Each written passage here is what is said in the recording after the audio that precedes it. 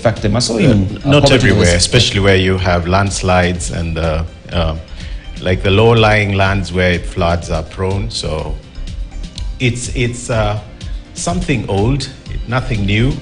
We know what we need to do. It's just that we have different priorities as a country. And lately, we've run into a colossal clash with religious opinions as well. So the question is to take or not to take meteorology seriously. Seriously, yes. I come from the side of things where, you know, I believe God uses scientists, and so there shouldn't be any conflict.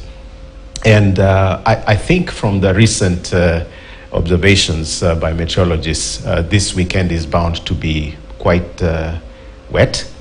You can already see the signs. So it's better to get ready than to be sorry. My main advice, of course, is don't drive through those flood waters and don't try to wade, because there's nothing new under the sun. You'll drown. You'll drown, you did. Right. And you know, also the Kenya Meteorological Department, in its latest advisory, if we just run the autocue by me, has warned Kenyans to brace for intense rains and potential flooding in various parts of the country, as we can hear also from Ruben Kigame. According to the advisory by the weatherman, heavy rainfall currently being experienced over the northeast, northwest, and central highlands is expected to intensify and spread to other areas, including. And so that is just where we are at right now. So, but Debal, you know, these warnings have been there since I was born. You know, when someone warns you that rains are coming and you have nothing to do. You know, some people, if you tell them, I heard the government saying, move from lower grounds to higher grounds. To where? Do Where you have land on the higher grounds? Where is you know, I feel very unfortunate for my country. Since I was born, I'm sure, Professor, you are slightly more experienced than me. You have also had these warnings before. Yeah, prepare for the worst. And you have nothing to prepare about. If you only have one, let's say 10 by 100, 50 by 100, and that's the only land you have you been told that now, these higher grounds, someone has bought for you land somewhere to go? So you're simply telling Kenyans you're on your own. I think that is the main statement. But also, just to laugh a little about meteorological department, it's not just the Kenyan one. There's a time when meteorological department predicted in Iran that there will be rainfall after a serious drought. So I think the Muslims went to pray to fast, that they are going to fast for the rain. Then eventually it didn't rain. So I think the imams actually called a press statement and said that these people are very misleading. So I do not know why the meteorological department gets on this, but I'm sure it has always happened in other countries.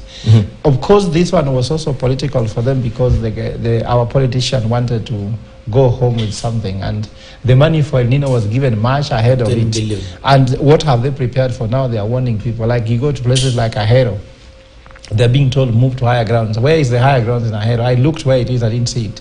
So some people give us the Nandi Hills, probably. Nandi Ahero. Yeah. When they say move to higher ground, where is higher ground? It is.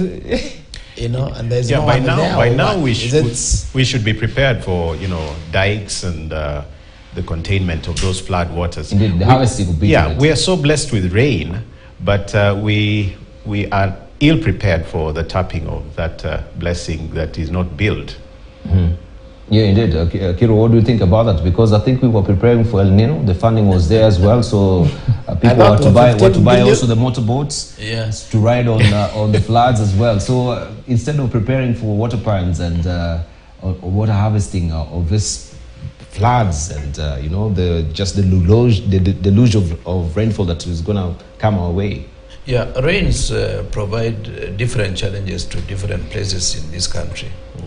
I would have expected, like Nairobi, to do a lot of cleaning of the gutter, to ensure that there is no clogging of the gutter, so that we do not have floods in some of the low areas like South Sea and other places. And in places like Kajiado, Narok, I would have expected some water ponds for purposes of reducing surface runoff and ensuring there is a bit of water retention to reduce erosion. You know, erosion is such a serious problem in this country, such that we lose almost 3 feet of soil every year to the seas and waterways. And this is a soil that we cannot replenish within the period under which we are operating. It is a serious problem, and it is a problem that we need to holistically look at it. And more important is what I've always maintained. Post-harvest challenges in many parts where there was a bit of maize. The government should have been able to off-take from the farmers maize and put it under warehouse receipting and provide incentives for prices that would be commensurate with the cost of production. Right. Knowing that in Kenya today, we produce at almost 3 times the cost of any maize within the region. Right. And we know with the situation getting dire due to the heavy rains, the government says apart from the priority which entails saving human lives, farmers will be considered to ensure food security. The national government, through the Ministry of Public Service, has rolled out the deployment of National Youth Service personnel to help in harvesting of maize to avert loss of the produce. Public Service CS Moses Kuria says the NYS will help in harvesting the maize as the rains pound the North Rift region. This comes as CS Kuria hinted at an increase in the numbers of recruits in the coming years to enable them undertake most of the government projects in order to save money and increase employment among the youth. Haya, tunaendelea. Haya, patia hawa vijana, patia vijana. Haya, patia vijana. Haya. Oh, yo. Rudia sana.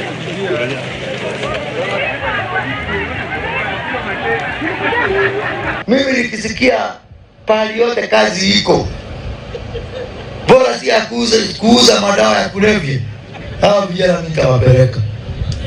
Hata kama huko Haiti, lazima tukue na NYS mpaka huko Haiti, mpaka sababu ndio vijana wetu wapate kazi.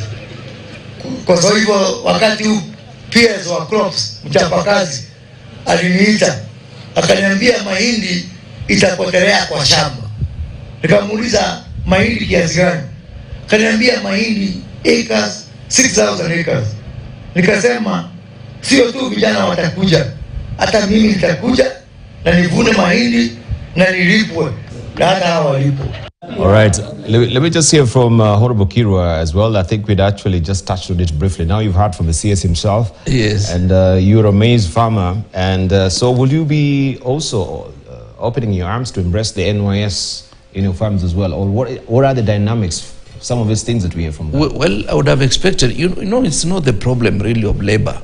Like for us in Trans Nzoia, we have enough labor and farmers know what to do.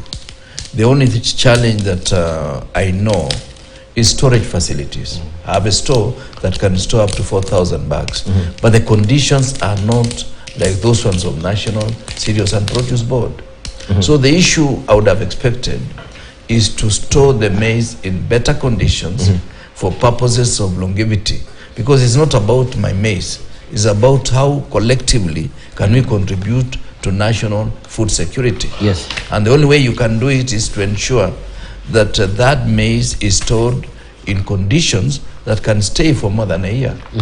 Because under the National Cereals and Produce Board, you can store up to 4 years as long as you are able to replenish in terms of aeration. Yes. And also replenish in terms of moving so that it doesn't clog up and create some heat that is likely to destroy the crop. So these are some of the things. And CS Korea, I think, is just doing it for a show.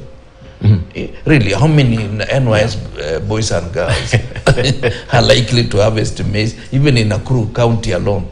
Well, it's indicating that, we'll have more recruits to come and aid in this particular service as well. By the time you recruit, the maize should have rotten.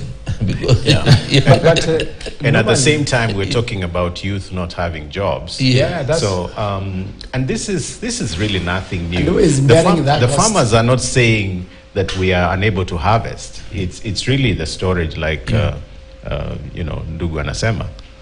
And I think the shock that I always have is that this is recurrent. It has always been there. we are solving old problems, and it looks like something quite new.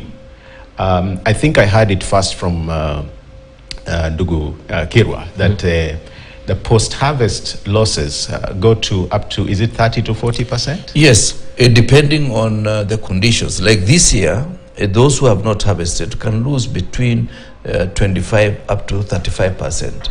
And it's huge, and almost every year that is what happens, because apart from rotting, there is some weevils, and there is now the one that is called Osama.